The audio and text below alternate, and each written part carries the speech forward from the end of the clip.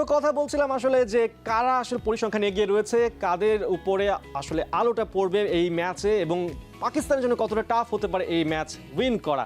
তো এই বিষয়ে কথা বলতে আমরা আবার ফিরে যাচ্ছি আমাদের অতিথির কাছে। আমাদের সাথে রয়েছেন ইশতিয়াক আহমেদ। দেখছিলাম আসলে পরিসংখ্যানগুলো কি বলছে, সেখানে মেইন কথা হচ্ছে কি পাকিস্তানের জন্য ডু অর ডাই ম্যাচ, অনেক যদি কিন্তু রয়েছে, তারপরেও পাকিস্তানের জন্য এই ম্যাচটা কতটা টাফ হতে পারে, কারণ ইউএস এর কাছে তারা কিন্তু হেরেছে। এখন তাদের কাছে বলতে গেলে সব দলই হেভিওয়েট। হ্যাঁ, পাকিস্তানকে তো জিততে তো হবেই এবং একটা জিনিস লক্ষ্য রাখতে হবে, বড় ব্যবধানে জিততে হবে, আইদার বাই উইকেটস আর রান, যেটাই হোক সেটা একটা রান রেট যেন অ্যাডভান্টেজ যেন পায় শেষ অ্যানালিসিস, শেষ ইকুয়েশনে। কারণ তাদের একদম যে তাদের ক্ষীণ সম্ভাবনা আছে তারপরেও রয়েছে, এবং আয়ারল্যান্ড এবং কানাডার দুইটা দলের সাথে তাদেরকে জিততে হবে এবং বড় ব্যবধানে জিততে হবে। ওদিক দিয়ে ইউএসএ তো অবশ্যই ভালো খেলেছে, ইন্ডিয়াও তারা খেলেছে। এখন আয়ারল্যান্ড এবং ইসের খেলাটার মধ্যেও will be highly interesting game. But পাকিস্তানের সম্ভাবনা থাকবে তাদের যে দুইটা খেলা অ্যাজ আই সেড, বড় ব্যবধানে তাদেরকে হারাতে হবে। আমরা কানাডার প্রথম খেলাটা দেখেছি, ইউএস এর বিরুদ্ধে 194 রান করেছে, সুতরাং তাদের মধ্যে সে সামর্থ্য আছে এবং তাদের কিছু কিছু ভালো প্লেয়ার আছে। শ্রেয়াস মোবার কথা বললেন, নবনীত নালিওয়ালের কথা বললেন, পারগত সিং একজন আছে, দিলপ্রীত বাজওয়া আছে, নিকোলাস কিপ্টন আছে, অনেকেই আছে। তাদের ফাস্ট বোলিং ডিপার্টমেন্টটাও মোটামুটি অবভিয়াসলি মাইগ্রেন্টসদেরকে নিয়েই তৈরি করা এই দলটা। তো এই দলটা আমার মনে হয় যে ভালো একটা, তারাও জানে যে এই তারা একটা সুযোগ পেয়েছে ইউএস এর সাথে, তারা সম্মানজনকভাবে তারা খেলে হেরেছে, এবং আই থিঙ্ক দ্যাট এবং কানাডাকে, আয়ারল্যান্ডকে তারা হারিয়েছে।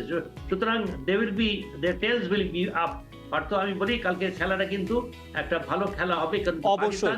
সেক্ষেত্রে আমি যদি একটু এবার উইকেটের দিকে তাকাতে চাই, আমরা জানি সবসময় T20 মানে ব্যাটার্স গেম, তবে এইবারের বিশ্বকাপে উইকেটগুলো কি কিছুটা হলেও কিছুটা কি বেশিরভাগ ক্ষেত্রে বোলারদের দিকে এই ওয়ার্ল্ড কাপটাকে নিয়ে গেছে কিনা? কারণ আমরা দেখতে পাচ্ছি যে এই উইকেটের জন্যই কিন্তু বিগ টিম এবং যে আন্ডারডগ টিম এদের মাঝে কিন্তু ব্যবধানটা কমে এসেছে। এবারের উইকেট একদিকে ব্যাটারদের হতাশ করলো, বোলারদেরকে কতটা আসলে হ্যাপি করেছে? একটু তো বিতর্কের তো সৃষ্টি হয়েছে, বিশেষ করে আমার মনে হয় যে নিউ ইয়র্কের পিচটা একটু টু পেস্ট উইকেট, এবং এই wicket wet out, slow outfield, এটাও ব্যাপারটাকে ব্যাটসম্যানদের জন্য একটু কষ্টকর হয়ে যাচ্ছে।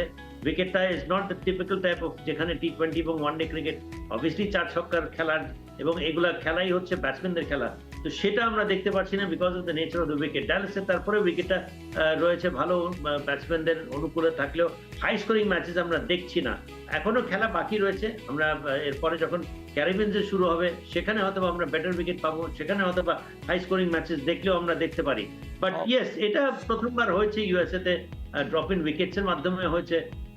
যথেষ্ট চেষ্টা করেছে আইসিসি, বাট আমার মনে হয় যে সেখানেই প্রথমবার এই দেশে হচ্ছে। অবশ্যই কিছু তো আর মন মতো হয় না, বাট আমার মনে হয় যে ওয়েস্ট ইন্ডিজ লেগের খেলাগুলো maybe it will be better, ওদিকে একটু বেটার হতে পারে। তবে অবশ্যই আমেরিকার পেসাররা কিছুটা হলেও হ্যাপি আছে। অনেক ধন্যবাদ ইশতিয়াক আহমেদ আমাদের সাথে যুক্ত হওয়ার জন্য।